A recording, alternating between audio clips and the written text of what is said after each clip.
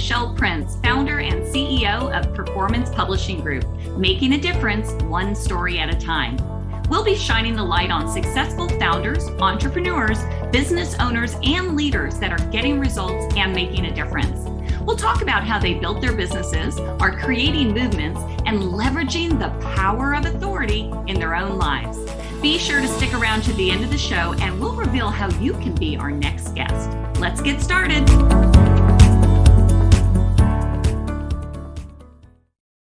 Hey everybody, it's Michelle Prince here, host of the Power of Authority Spotlight, where we connect with successful founders, entrepreneurs, business owners, and leaders about how they built their businesses, are creating movements, and leveraging the power of authority in their own lives. We have had so many great guests come on. Everyone is so passionate about sharing their stories, sharing their passions. And so I'm excited about our guest today because I know she has a passion to help other entrepreneurs as well. And we'll get to that. First, though, this episode is brought to you by Performance Publishing Group. At Performance Publishing Group, they provide top quality, comprehensive book publishing services for soon-to-be authors. The Performance Publishing team has helped hundreds of people realize their dream of becoming an author. And I personally am so excited, and I love helping people to share their story because I believe everyone has one, and a book is just one of the greatest business cards you will ever have. So that's at least my take of that. But as a partner publisher, Performance Publishing Group can offer you more than just expert guidance. They want to help make sure you get the book of your dreams and reap all the rewards. To learn more, go to performancepublishinggroup.com.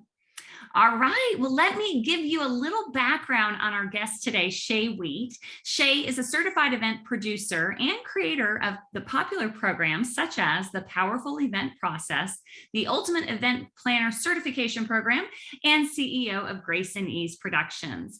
They support clients in creating powerful and profitable events, producing in-person and live virtual events, very important to do virtual as well, from 50 to 4,000 attendees, and they collaborate with or have collaborated with some of the very well-known celebrities such as Dr. Oz, Lisa Nichols, Dr. Claire Zammit, Bill Baren, Alison Prince, Josh Turner, and many others.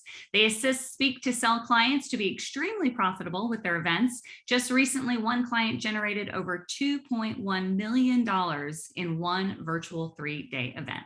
Their clients have made over $24 million in revenue, gaining over 3,500 new clients and changing the lives of over 16,000 attendees.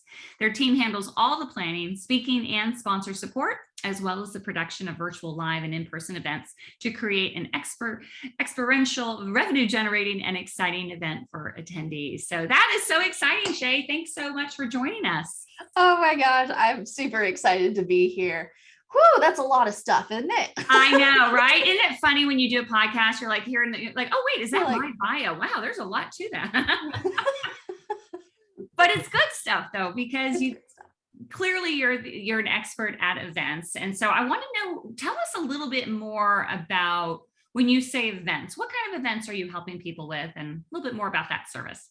Yeah, so events, there are probably 17 different types of events that people can be utilizing in their business. Wow. And so when I'm saying 17 different types, I'm talking about you're looking at a 90-minute workshop. You might call that also a masterclass. That can be a summit, a retreat, a mastermind, a 1-day sales and enrollment event, a 3-day sales and enrollment event, seminars, podcasts. They're actually events, meetups, Facebook Lives, Instagram Lives, Clubhouse rooms. Like these are all events. Wow. And based on, where you're at in your business, you should utilize different types of events at different types of times in your business. So when I say events, it's not just for the big, huge ones where you're like 100, 200, 1,000 people in the room. It can be a Facebook Live. Now, how you're utilizing the event is the important piece. And that's what I love sharing with audiences. Oh, I love that. Yeah, I'm a huge believer of in-person events or virtual events too. Now, we're in a whole new world over the last few years of virtual, but just connecting, because when you are either on a stage virtually or in person, people can decide really quickly whether or not you're the right fit for them, right? And is it a good working relationship? And so, we work with authors, and I'm always trying to push them out of their comfort zone a little, really consider going out there and speaking or starting your own, right? Don't wait to have Right. somebody hire you, start your own event. So Well, events really are the fastest way for people to know, like, and trust you. yes, I love events. I've always attended events, and why not just have a business where I get to be at events all the time, right? I joke. But I mean, Yeah. Oh, sorry. I was just saying, so why do people use events in their business? To me, it's all about, we get to have them in an emotional state, right? Like you were saying, they have that highly experiential bond with you. And it's just different than if you were talking to them on the phone. Yeah. Like, especially if it's virtual live or it's in person, you get to physically see the audience. You get to engage with them. You get to know them. They're front row, right? Especially in a virtual live event, you can call them out by name. You can see when they have like that question mark face, and they're like, I don't quite understand what you just told me. Then you can back it up. Then you really get to be a part of their world. Yes. And it's not just a talking ahead, it is the experiential piece that I find is the most rewarding and allows you not only to grow your business, just like a book allows you to grow your business, an event allows you to do that exponentially and really scale and leverage what it is that you're doing. Totally agree. Thinking back to, I started my business in 2009, and my first event was a teleseminar back in the day when teleseminars were really popular. Big. And then that evolved to webinars and live events. Of course, we do bookbound. We used to do it 4 times a year. We only do it twice a year now, but I've seen the power of live events. And I've said this for a year, that I believe that live events change lives. There's absolutely. something happens, and virtual as well. So when I say that, I'm not saying it's not virtual, but for me personally, I joke and say that I'm an event junkie a little bit, but it's because when I go to a live event, I just absorb all that information. You're not distracted. And so it's very transformational for people when they attend. So if you can give them that opportunity to experience you that way, I think that's a great way to connect with your potential clients. Yeah. I mean, what you're doing is you're gathering a group of people together that all have the same thing in common, right? So every event you do, whether it's a Facebook Live or it's an in-person event, it's a 1-day event, it's a summit, whatever, you always have an event promise. Yeah. What in the world is your audience getting out of the event, whether or not they do business with you or not? What are they walking away with, right? That's what's going to help draw them into your space. And then when they're there, they're like, oh my gosh, I'm not alone. Yeah. These are my people. This is my community. This is my tribe. This is my group that, especially for entrepreneurs, when entrepreneurs get together, they're like, oh my God, my family thinks I'm crazy for doing what I do. Right. So true. And so my entrepreneurs do that, right? Even before we started the show, you and I were talking about an event, because it's so true. Entrepreneurs, business owners, we gravitate towards that normalcy, I think, of being around other entrepreneurs. So other people that are just silly like us, going out into the world, wanting to make a difference, create an impact, be thought leaders, and meet with other people that are doing the same. And then how do we support one another all at the same time? So events allow you to do that, not only participate in, but when you create your own stage, then you really become like a player in your industry, right? Your peers start to notice you. It starts to open up more doors, bigger speaking engagement, bigger stages, higher level podcasts. People really start to see you as an authority and an expert in what it is that you do. Yeah. So much so I had one of my clients, she created, an event that we were supporting her with. She ended up utilizing it as a way to fill her program for the year. And it was so fantastic that the word got out that, Tony Robbins was asking her to be on his stage. Right? So awesome. And now she has she was a part of a series on Netflix, It's like, it's crazy the power events can support you in growing your business, and more importantly, getting your message out into the world and creating that difference. Because if you're like any of us entrepreneurs, that's why you start your business, is you want to help other people. Oh, exactly. I've yet to meet one that doesn't have that bigger purpose or passion beyond them, which is really exciting. Yeah. So obviously you're very successful. Reading some of the clients you've worked with, I know some of them, and that speaks volumes of the level of people you're helping. But I want to know, how on earth do you just wake up one day and say, you know what, I'm going to become a certified event producer and trademark that? And what's the backstory? How did you get where you are, Shay? Yeah, so I kind of think I fell into it in a way. If I really look at it, I've always been doing events. When you're a kid and you're like, okay, everybody comes over to my house and we're going to go pool party, and then we're going to have pizza, and then we're going to make hats, and then we're going to watch a movie. It's like we're already planning a run a show.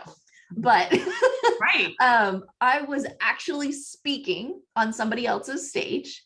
It was New Year, New You. And I was speaking about appreciation marketing and just messing around with the guy in front of me that had my microphone, because it was multi-speaker and you trade off the mics. Right. I'm like, hey, dude, don't go spitting on my mic. All right. He's like, oh my gosh, you're funny. Who are you? I'm just some random chick speaking on stage. Come to find out, he was the head of education for Dr. Oz's nonprofit that was based in the same city I was in. Didn't even know it. And I was like, oh, I met Dr. Oz's sister at Maria Shriver's women's conference that I wanted to attend, but I couldn't because 14,000 tickets sold out in 14 minutes. So I volunteered to run part of the event and be a part of like helping the speakers get to where they need to go and all that jazz. And he's like, hold on, she's best friends with our CEO and we're doing a women's conference. You should help us. And I went, okay. So I literally then became in charge of over 70 speakers and over 100 volunteers for that event. And that was my first role as an associate producer. What? I know. Crazy. Oh, okay. So then what happened? So how long did you do that for them? Just that one event, or was it full-time? I did a couple of events for them. Okay. And while I was doing that, I was on somebody's email list and they were like, hey, we're doing this event on how to get speaking gigs in your own backyard. And I'm like, okay, maybe I need to learn this. I'm trying to figure out what I want to do with the rest of my life. Right. And so I go to the event and they're like, we can help you figure out your niche and we'll help you get the speaking gigs and we'll help you like put your business together. And I'm like, well, shoot, if I don't do this, then what in the world am I going to do? Yes. I ended up, being a part of that program. They were like, so wait, hold on, you do events and you're a Reiki master, energetic healer. Like we combine the two things together and do like the creating events with as much grace and ease as possible and all of those things. And I'm like, sounds good. Let's try it. And then they turned around and was like, so will you run our event? And I'm like, yeah, let's do it. I just kept saying yes. Right. And I say yes and then figure out how. Exactly. Because I had no clue. But I'm like, these people are going to show me. So I'm saying yes. Yeah. And then they want me to run it and say yes. And then they referred me to their friends and I just said yes, to the point now where we're pretty referral based and have been for years. All because I just keep leaning in and saying yes when the opportunities present themselves. That is so great. That is so cool. So how do you, when a client comes to you and has an idea for an event, or do they come to you even before the idea? Like, how do you really help them? Is it specifically? Yeah, most of our clients are looking to come to me for what is called sales and enrollment events. They're looking to scale and leverage their business. So they've moved through the phases of event leverage. They're more phase 3, 4, and 5, where they have a bit of a team. they're making a consistent 10, 20 or more $1,000 a month. Mhm. And they're kind of tired of doing the one-on-one sales calls, Mhm. and they're looking to scale and leverage and go one to many, which an Right. event allows you to do, because they're wanting to really focus on serving their audience. They don't want to be constantly trying to find their audience. So they want to do Mhm. that Yeah. all at once with an event. Got it. And so we really support them in going, okay, great. What is your program? What is your offer? How are you supporting people? And this is how we can utilize an event to talk one to many and Mhm. have you fill your program for the year in 3 days. So do you That's when they're come to coming. the event and kind of facilitate that part, or is it more just telling them like how to present their offer and things like that? Yeah, we pretty much kind of take over large parts of their event. So Okay. we do about 100 or so hours pre-event planning with the client, taking a look at their vision, taking a look at their sales and enrollment, taking a look at, are they having swag? Is it in person? Is it virtual? Is it hybrid? What's your team look like? What are their roles? Are you needing to hire AV? Are we doing it at a hotel? We'll negotiate the hotel. We'll look at the food and beverage. Are you doing it virtual? We'll do it in a studio. Here's my studio suggestions, right? Like All of the all the above. things That's we're going to awesome. look at to make it so you, as the event host, really can just then show up and do what Mhm. you do best, is just connect with the audience, get them crazy awesome results, and then Mm. support them further for the percentage of people that we know will move forward into their program to support them even further. But regardless, like I was saying earlier, you have an event promise, and Mhm. every one of those people that show up are walking away with something valuable Yeah. that they can then go and implement right then and there. Awesome. Wow, that sounds so great. That definitely, there's so many pieces after doing events for years, even the smallest event, there's a lot of detail that goes into planning and executing an event. So Yes. that's so great that they could outsource basically all of that to you and your team and all that. Mhm. So, the show's called The Power of Authority, and I shared with you before the show that it's a play on words because you can't spell authority without author. And Mhm. owning a publishing company, I've seen it firsthand for myself and others that having a book is one of the ways to do that. But I always say it's not about a book; it's about your message and Yes. utilizing that message in a book, in a podcast, on a stage, in consulting, coaching, all of these different areas. So, Mhm. how are you personally for your own brand? What are you doing to build your authority? Yeah. Well, so I am actually being more in the front now. Before, Okay. I'm behind the scenes, right? I'm helping you, all my clients run and produce their events. They're on stage, they're shining, they're the expert, Yeah. right? I'm just the one behind the scenes, like making everything work. Right. The Oz Um, behind it all. all the things. Yeah. So now I'm actually utilizing, preaching what I'm talking about here, my own event, my own stages to get the word out about events. Because what I've noticed is there's not a whole lot of people that realize they can actually scale and leverage their business. They're stuck.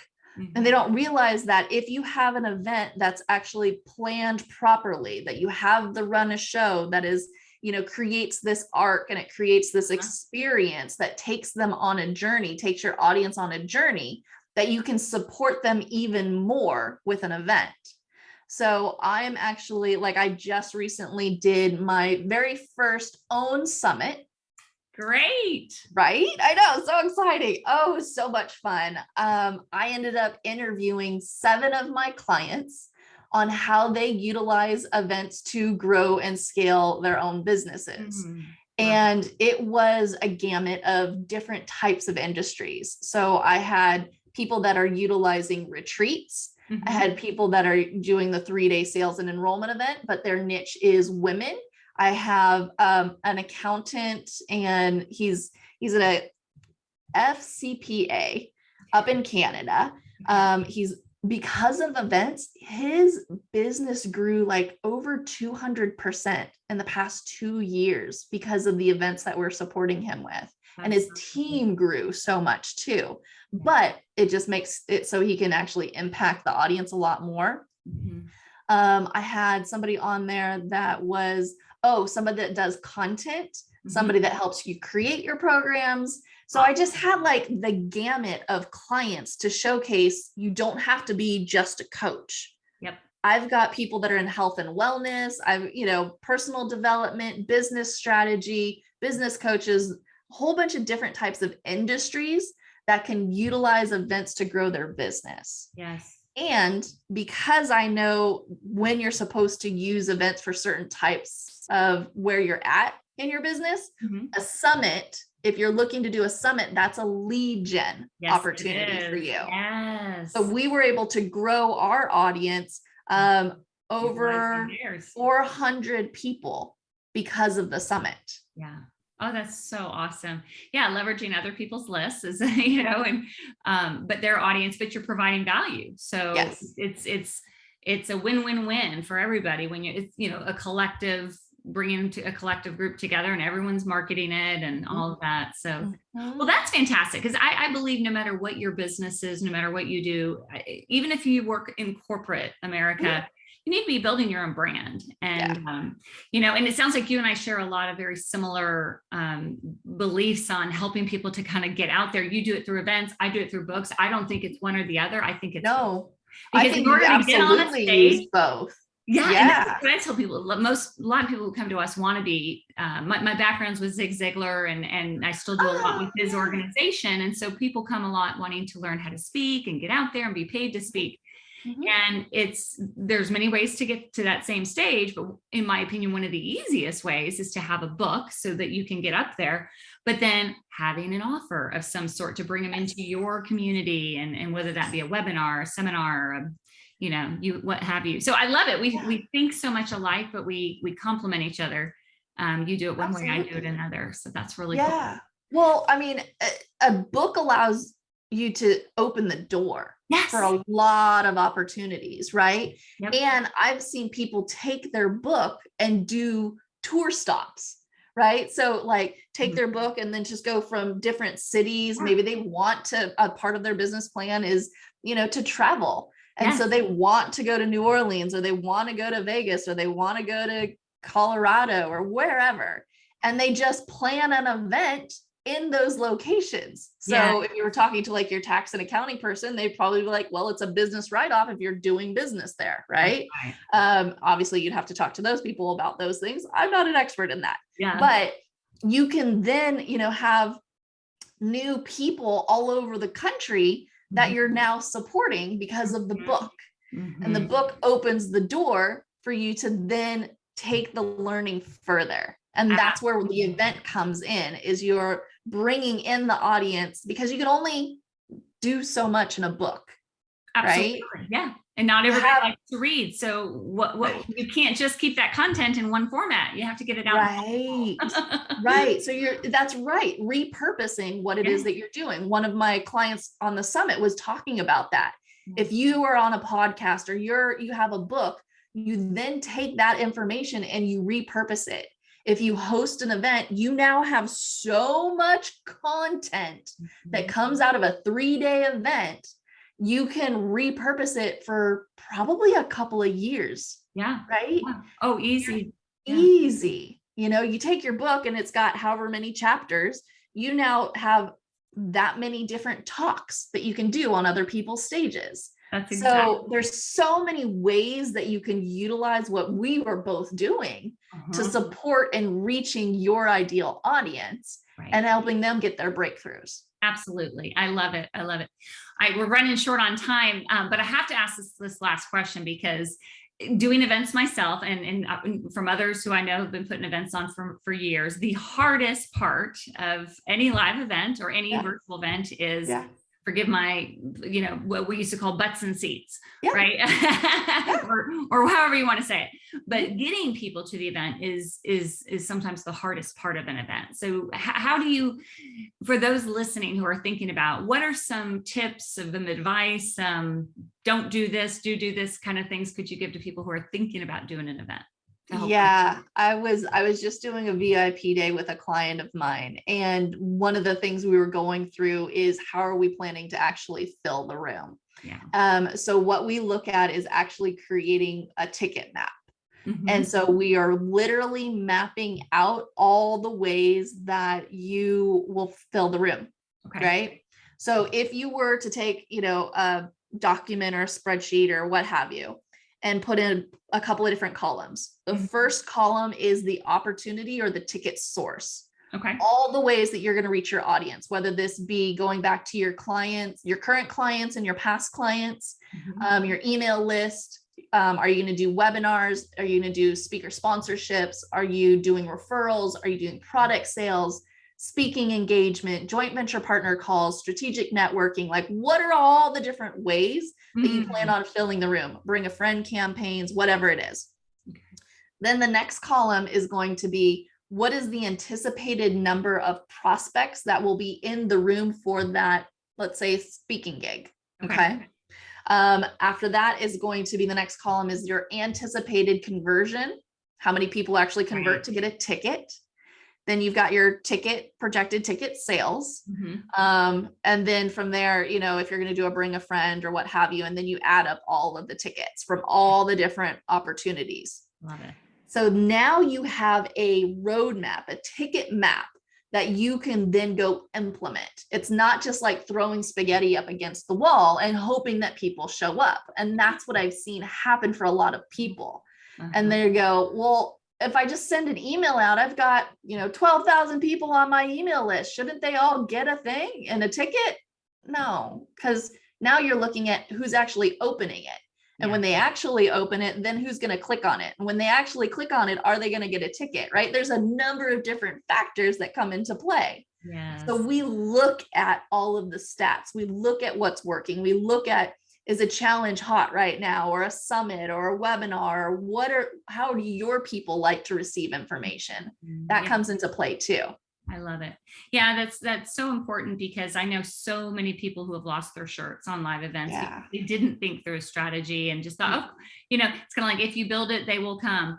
Well, it doesn't work for events. It doesn't work for books. You have to have a strategy to market it and get the word out, and partnering with people to fill it. You could probably take the form of a ticket map and do the same thing for marketing your book. What are all the ways that you are going to get the word out about your book? What are all the different podcasts? What are all the speaking engagements? What are all the stages you're going to be on? Yes. You can use this universally in a number of different ways. I love that. That is so good.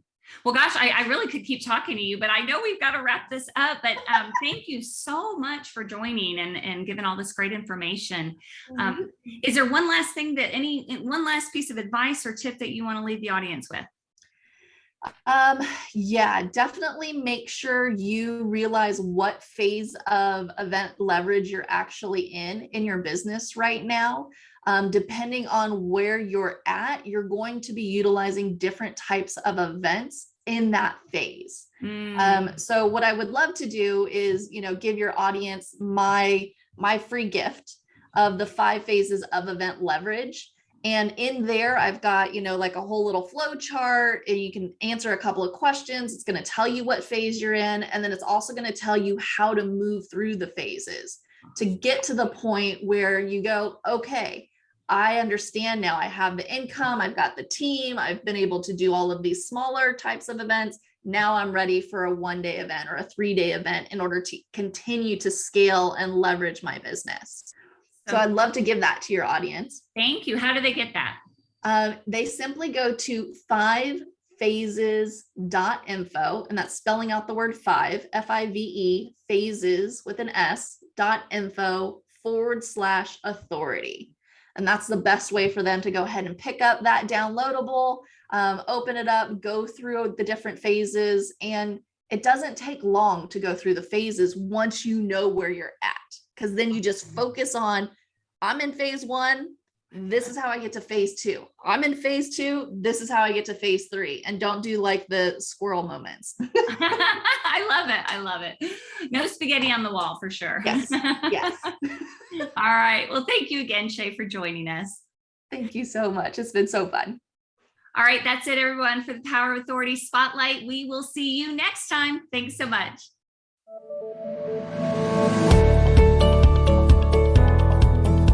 Thanks so much for listening to the Power of Authority Spotlight.